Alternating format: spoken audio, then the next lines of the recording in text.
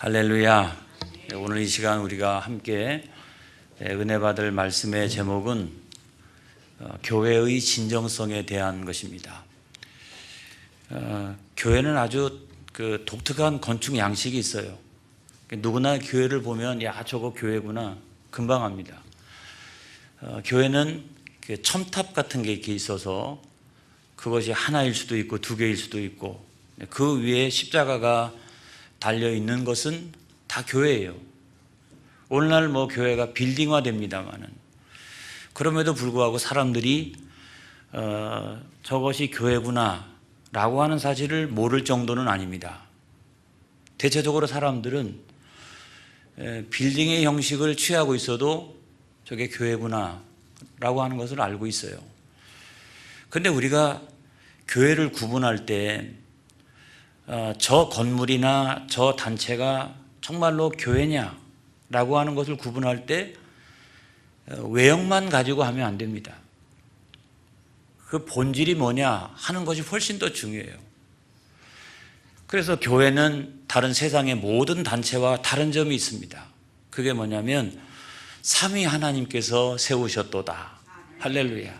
그래서 성부 하나님이 부르시고 예수님께서 피로 우리를 사시고 뿐만 아니라 성령으로 우리를 인도해 주시고 이런 단체가 세상에 어디 있어요. 그 다음에 두 번째는 교회는 진리의 기초 위에 세워졌도다. 할렐루야. 세상에 어떤 사상이나 또 철학이나 다 소용없어요. 교회는 하나님의 말씀이라고 하는 진리 위에 세워진 줄로 믿습니다. 그 다음에 세 번째로는 교회의 목적이 뭐냐? 교회는 영혼을 구원하고 하나님 나라를 확장시키는 데 있습니다. 그래서 무슨 이윤을 추구하는 것도 아니고 교회가 뭔가를 해서 세상에서 자랑하려고 하는 것도 아니고 명예를 높이려고 하는 것도 아니고 교회의 가장 중요한 목표가 있다면 또 본질이 있다라고 하면 영혼을 구원하는 거예요. 하나님 나라를 확장시켜 나가는 거예요. 이것이 근본적인 차이인 겁니다, 여러분. 근본적인 차이예요.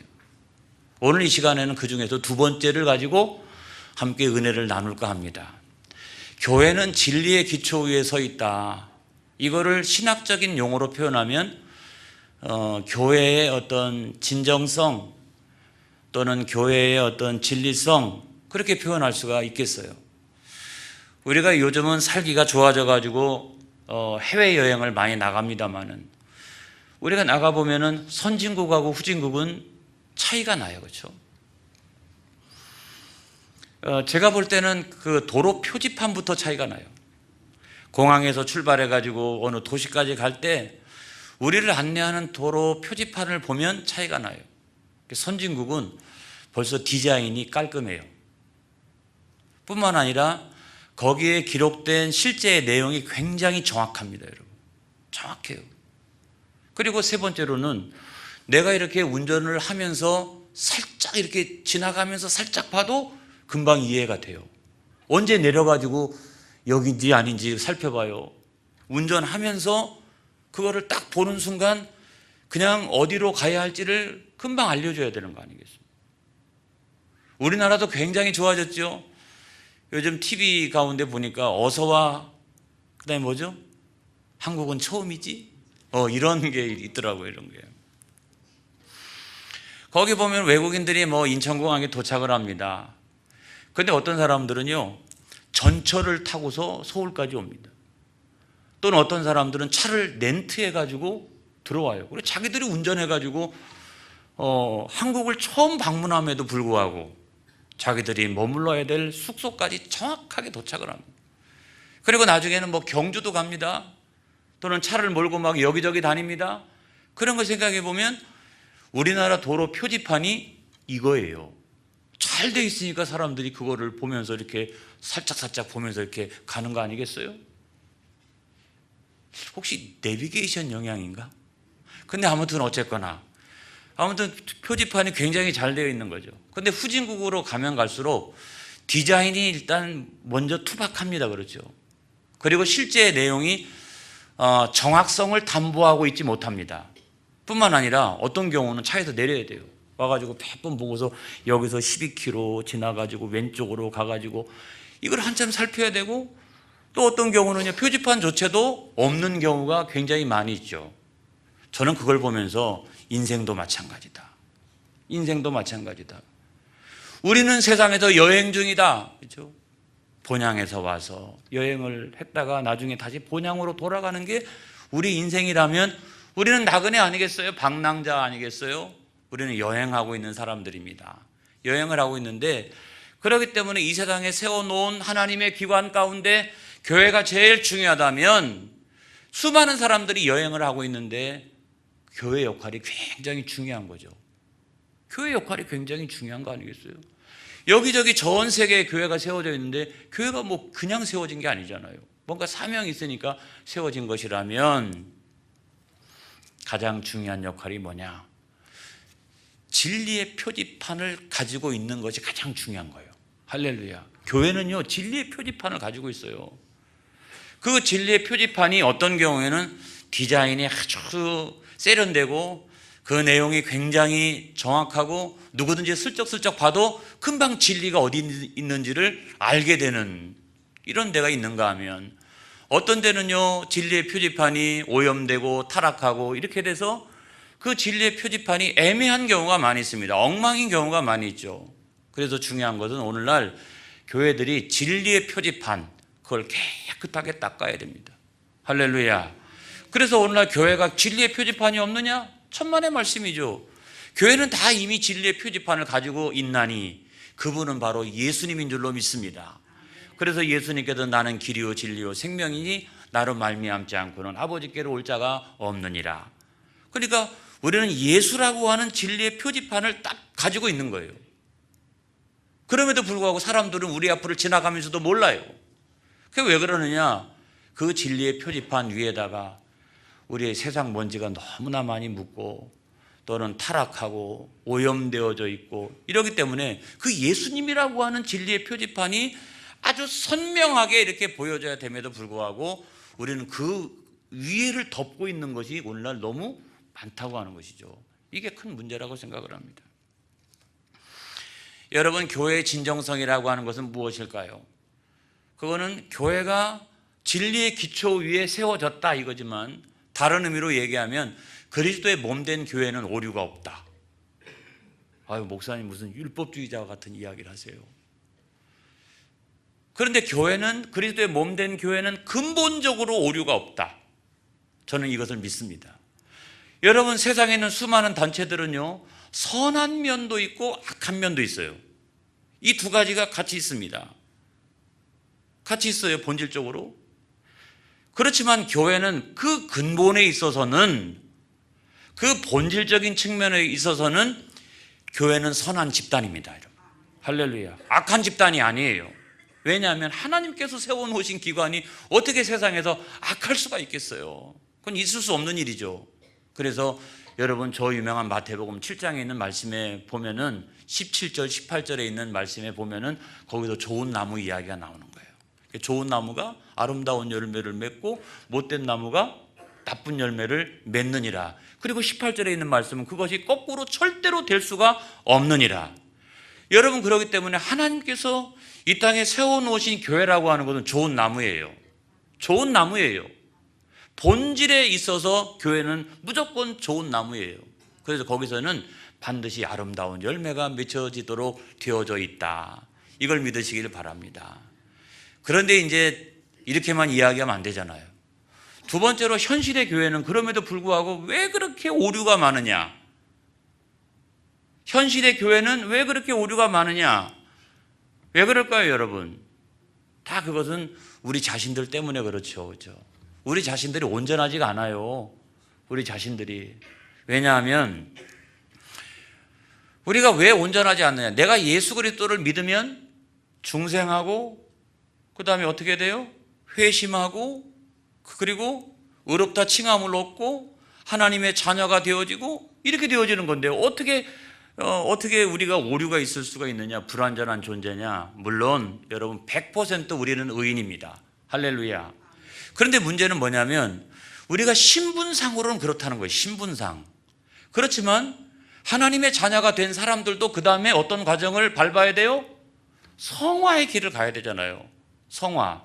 그러다가 주님의 은혜로 견인해가지고 저 영원한 천국에 들어가는 것이 영화라면, 할렐루야, 그것이 영화라면 우리가 신분상으로는 100% 의인이라 할지라도, 그 신분 때문에 천국 가는 것이 명확하다 할지라도, 내가 하나님 앞에 서게 될 때에는 나의 불완전성이 있다는 겁니다. 내가 온전하지 못하다는 겁니다. 그렇기 때문에 우리는 성령의 충만함을 받아서 성령의 9가지 열매를 맺어가는 그 거룩한 길을 걸어가야 되는 것이 전체가 합쳐서 신앙생활이다.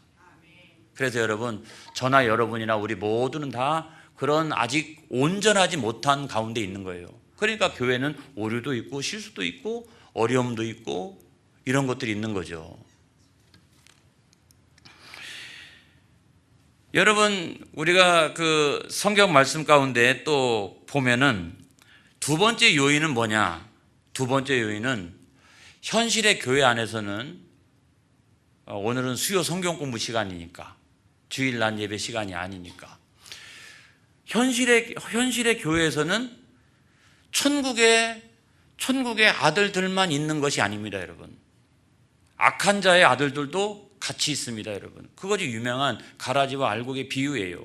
그래서 주님 오실 날 심판대까지는 그 두 가지가 같이 있는 거예요. 여러분, 성경 한번 볼까요?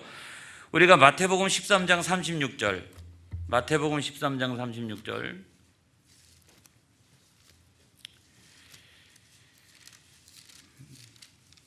마태복음 13장 36절, 36절로부터 시작해서 39절까지 40절까지 우리가 다 같이 한번 성경 공부하는 시간이니까 읽어보겠습니다. 시작. 이에 예수께서 무리를 떠나서 집에 들어가시니 제자들이 나와 이르되 밭의 가라지의 비유를 우리에게 설명하여 주소서. 대답하여 이르시되 좋은 씨를 뿌리는 이는 인자요, 밭은 세상이요, 좋은 씨는 천국의 아들들이요, 가라지는 악한 자의 아들들이요. 가라지를 뿌린 원수는 마귀요, 추수 때는 세상 끝이요, 추수꾼은 천사들이니 그런즉 가라지를 거두어 불에 사르는 것 같이 세상 끝에도 그러하리라. 자, 이 말씀을 우리가 오늘의 현실에 적용해서 생각을 해보면 이런 거죠. 왜 밭에 가라지가 있느냐 이 말입니다. 우리는 가라지를 일부러 심어가지고 가라지의 열매를 맺을 생각이 조금도 없어요. 그런데도 나중에 가가지고 추수 때 가서 보면은 밭에는 알곡만 있는 게 아니라 반드시 가라지도 있더라 이 말입니다. 그래서 이 가라지가 웬일이뇨? 라고서 질문을 했기 때문에 가라지의 비유가 나오는 거예요. 그랬더니 예수님께서 대답하시면서 말씀하시기를 좋은 씨를 뿌리는 이는 예수님이요, 할렐루야, 또 밭은 세상이요, 또는 교회입니다. 좋은 씨는 천국의 아들들이요, 가라지는 악한 자의 아들들인데 그 가라지를 뿌린 원수는 누구요? 마귀요. 마귀요. 또 추수 때는 세상의 끝이요. 그래서 나중에 모든 것이 명명백백하게 심판받을 때는 세상의 끝날이고, 그때 추수꾼은 누구다? 신천지가 아니라 천사들이지. 아주 그냥 자기들이라고. 성경은 분명히 누구라고요? 천사들이라고 되어져 있잖아요. 그래서 세상 끝에도 그러하리라. 그래서 세상 끝날에 모든 것이 명명백백하게 밝혀진다면, 오늘날 현실의 교회가 오류투성이 있는 이유가 두 가지가 있나니, 하나는 가장 중요한 이유인데, 우리 스스로가 그 천국에서 영화될 때까지는 우리 모두가 다 불완전성 가운데 있다라고 하는 사실 때문에 그래요. 또 다른 하나는 뭐냐면, 만약에 마귀가 역사했다면 그 가운데는 악한 자의 아들들도 있기 때문에 그래요. 그것 때문에 현실의 교회는 오류가 많이 있을 수 있다. 그렇지만 현실의 교회에서는 그걸 다 알 수가 있다 없다? 모른다. 그렇기 때문에 마지막 날의 심판 때에 그것을 하나님의 심판대 위에 서게 될 때에 명명백백하게 가려지게 될 것이다. 이걸 우리들에게 말씀해 주고 있는 것입니다. 하면 아주 심각한 문제가 생겨요. 뭐냐면 근본적으로는 교회가 오류가 없다. 그런데 현실적으로는 교회가 오류가 있다. 그러면 오류가 있다는 말이에요? 오류가 없다는 말이에요? 뭐가 맞는 말이에요? 도무지 이 관계를 어떻게 설명하면 좋을까요? 저는 이 관계를 그림으로 설명하는 것이 가장 타당하다고 생각합니다. 자, 우리가 믿는 하나님께서 천지 만국을 그림을 그리시고 있죠. 완전한 교회, 천국의 그림을 그리고 있는 거지 않습니까? 그래서 당연히 화가는 누구세요? 하나님이세요. 사람이 화가가 아니에요. 내가 그 천국을 만들 수 있는 게 아니에요. 천국은 은혜로 들어가는 거예요. 할렐루야. 그러면 우리는 누구냐? 그 옆에서 화가이신 하나님 옆에서 그 그림 도구 갖고 와 그러면 갖고 가고, 물 떠와 그러면 가서 물 떠오고, 그다음에 물감 없어 그러면 얼른 가가지고 물감 갖고 오고. 그런 우리는 일꾼이에요. 우리는 심부름꾼이에요. 하나님의 나라를 아름답게 그리시는 분은 하나님 자신이세요. 우리는 그 하나님을 돕는 일꾼에 불과하다. 그런데 어느 날 화가가요 잠깐 나갔어요. 그런데 늘 맨날 옆에서 돕던 심부름꾼이 내게 보니까 나도 좀 그리고 싶은 거야. 그래가지고 그리기 시작했는데, 화가가 잘 그리겠어요? 심부름꾼이 잘 그리겠어요? 화가가 잘 그리는 거죠. 심부름꾼은 나는 그리고 싶다는 마음만 있어도 내 불완전성이 있잖아요. 화가는 그래도 이렇게 전문가 아니겠습니까? 우리는 불완전성이 있지 않습니까? 그래서 막 나는 내가 뒤에서 보니까 나도 충분히 화가만큼 그릴 수 있어 라고 생각해가지고 탁 갖다가 덧칠을 하기 시작했는데, 나중에 가서 보니까 그림이 엉망이 돼버린 거예요. 나중에 화가가 돌아왔습니다. 돌아와가지고 책망하지도 않고, 다시 이거는 유화로 만든 그림이니까 책망하지 않고 그 위에다 다 덧칠을 또 하기 시작해요. 그런데 나중에 가서 보니까 완벽한 그림이 그려진 거예요. 완전한 그림이 그려진 거예요. 그렇다면 이것은 완전한 것입니까? 불완전한 것입니까? 완전한 것이잖아요. 여러분, 그게 우리 인생이라는 거예요. 주님의 교회도 마찬가지고 우리도 마찬가지라는 거예요. 우리도 마찬가지. 그래서 우리를 온전케 하시는 분은 누구시다? 하나님이 우리를 온전케 하여 주신다. 우리는 아직도 여행 중이고, 우리는 아직도 완전을 향해서 나아가고 있는 사람들인 거예요. 할렐루야. 할렐루야. 자, 여러분, 그 다음에 이러기 때문에 하나님께서는 현실의 교회를 계속해서 고치세요. 오늘도 고치시고 내일도 고치시고. 그래서 11개에 나와 있는 수많은 그 왕들을 통해 가지고 막 종교개혁을 일으키잖아요. 종교개혁을. 뿐만 아니라 16세기에 와가지고 카톨릭이 제대로 그 진리의 표지판의 역할을 역사적으로 감당할 수가 없으니까 진리의 표지판을 바꾸시는 거죠. 그걸 개신교로 바꾸신 거 아니겠어요? 그래서 막 루터도 나오고 멜랑이톤도 나오고 존 녹스도 나오고 막 칼빈도 나오고, 이런 사람들이 나와가지고 교회 표지판은 예수님이시다. 할렐루야. 교회 표지판은 예수님이시다. 이거를 정확하게 인류의 역사 가운데 다시 세워놓은 사건이 여러분 종교개혁이라는 거예요. 하나님은 고치십니다. 불완전하면 다시 고치세요. 시간 지나면 또 고치고, 그래서 나중에 가가지고는 천국교회로, 그 완전한 천국교회가 되도록 인도하시는 분은 하나님이시다. 이걸 여러분 믿으시기 바랍니다. 현실의 교회는 불완전성이 있어, 이렇게 해서 어떤 때는 넉넉함으로 이해되고 하나님의 말씀으로 온전케 하고, 할렐루야. 우리가 그런 노력이 필요한 줄로 믿습니다. 그 다음에 또 교회가 근본적으로 오류가 없는 이유가 뭐냐? 진리의 터 위에 세워졌기 때문에 그렇다. 진리의 터 위에 교회가 세워진 거예요. 우리 밑에 땅을 파고 나면은 땅만 있는 게 아니고 우리 교회 밑에는 뭐가 있냐면 진리가 있어요. 진리의 터 위에 이 교회를 세워놨다는 겁니다. 여러분, 그것이 바로 오늘 본문인 줄로 믿습니다. 자, 오늘 본문에 보면 디모데전서 3장 15절의 말씀에 가서 보니까 이렇게 돼 있죠. 만일 내가 지체하면 너로 하여금 하나님의 집에서 어떻게 행하여야 할지를 알게 하려 함이니 이 집은 살아계신 하나님의 교회요 진리의 기둥과 터니라 그랬어요. 자, 이 말씀을 우리가 조금 더 쉽게 해석해 보면 이런 거죠. 아무튼 디모데의 영적 스승이었던 사도 바울이 좀 늦게 간 모양입니다. 그러니까 아무튼 디모데는 빨리 우리 스승이 빨리 와가지고 막 진리의 말씀도 선포하고 그래서 교회를 온전케 해줘야 되는데 왜 이렇게 늦게 오는 거야? 이러고 있었단 말이죠. 그랬더니 이 사도 바울이 이야기하기를 만일 내가 지체하면 너로 하여금 하나님의 집에서 어떻게 행하여야 할지를 알게 하려 함이니, 이미 내가 무엇을 행해야 될지를 알고 있다 이런 겁니다. 왜냐하면 이 집은 말이야 하나님의 교회야. 할렐루야. 내가 빨리 가고 늦게 가고 아니 목사가 있든지 없든지 상관없이 이 집은 하나님의 교회고 이 교회의 기초는 뭐라고요? 진리의 기둥과 터니라. 이 교회의 기초는 이 진리라고 하는 거예요. 그 진리 위에다 세우는 거예요. 그래서 무슨 뭐 창고형 교회든 빌딩형 교회든 첨탑형 교회든 상가형 교회든 상관없어요.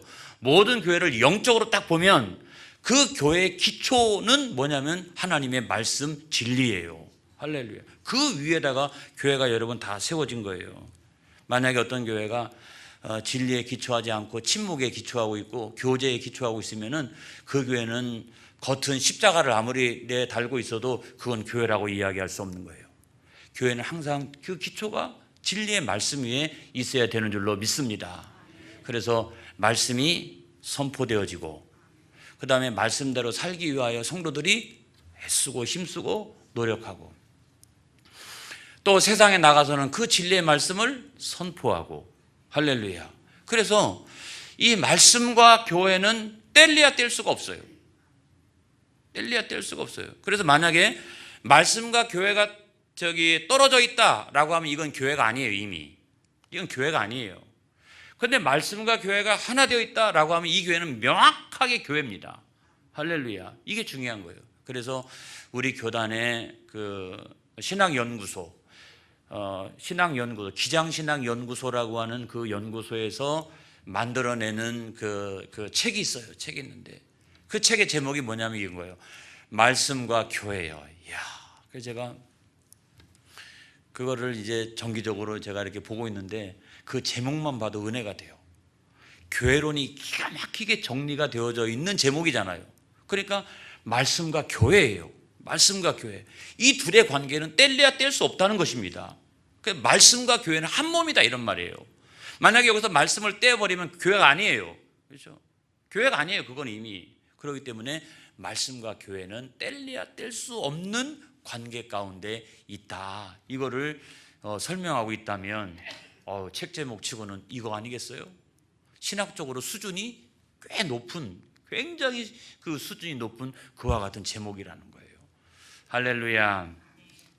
여러분, 하나님의 말씀은 능력이 있습니다. 그래서 한 10번 정도 성경을 한번 같이 찾아봤으면 좋겠어요. 하나님의 말씀은 어떤 능력이 있느냐? 시편 119편 9절과 11절 말씀을 한번 찾아보겠습니다. 시편 119편 9절과 11절 한번 찾아보겠습니다.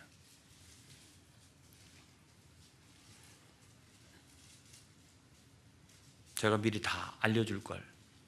자, 우리 시편 119편 9절과 11절 찾으셨으면 다 같이 한번 읽어보겠습니다. 시작.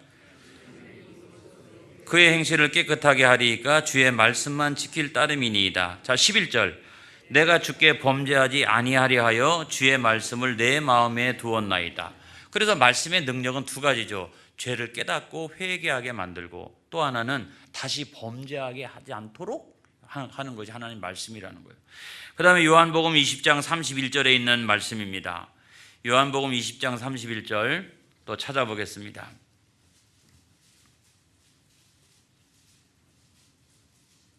요한복음 20장 31절. 자, 찾으셨으면 다 같이 한번 읽어보겠습니다. 시작. 오직 이것을 기록함은 너희로 예수께서 하나님의 아들 그리스도이심을 믿게 하려 함이요 또 너희로 믿고 그 이름을 힘입어 생명을 얻게 하려 함이라. 그러니까 말씀의 능력이라는 것은 예수 그리스도를 믿어가지고 생명을 얻을 수 있도록 인도하는, 구원에 이르게 하는 지혜가 하나님의 말씀이라는 거죠. 그 다음에 요한복음 17장 17절에 있는 말씀에 보면 이런 말씀이 있습니다. 이건 제가 읽어드릴게요. 그들을 진리로 거룩하게 하옵소서. 아버지의 말씀은 진리니이다.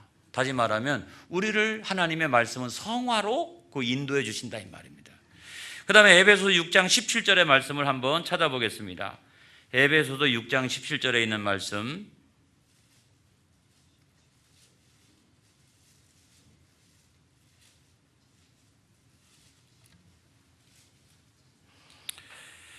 자, 찾으셨으면 다 같이 읽어보겠습니다. 시작. 구원의 투구와 성령의 검 곧 하나님의 말씀을 가지라. 이렇게 되어 있잖아요. 이렇게 보면은 하나님의 말씀은 영적 전투의 무기라는 거죠. 그 다음에 히브리서 4장 12절의 말씀은 제가 읽어드릴게요.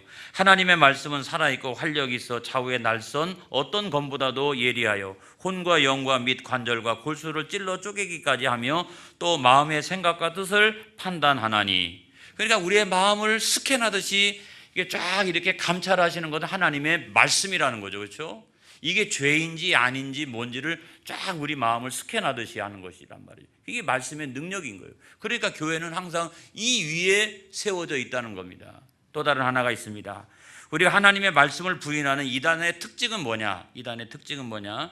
첫 번째가 예수 그리스도를 부인한다는 겁니다. 자, 베드로후서 2장 1절 여러분들이 한번 찾아보시기 바랍니다. 베드로후서 2장 1절.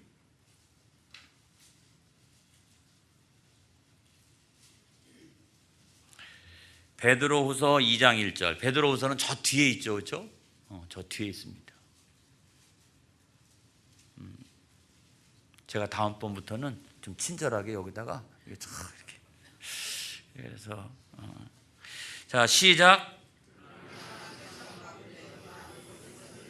이와 같이 너희 증거로 거짓 선생들이 있느니라.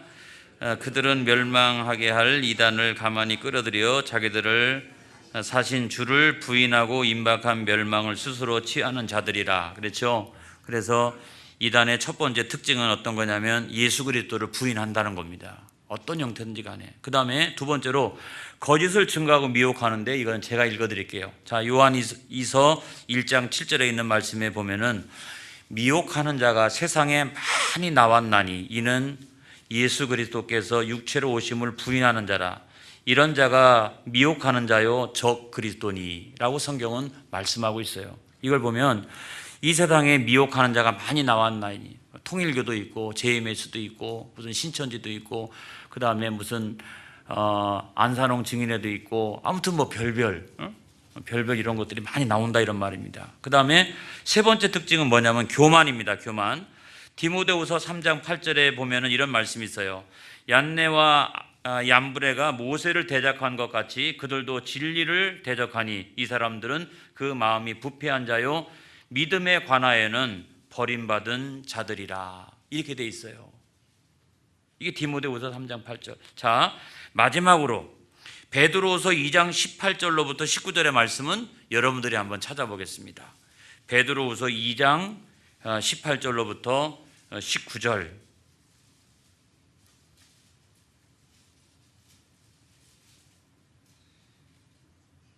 자, 찾으셨으면 다 같이 한번 읽어보겠습니다. 시작.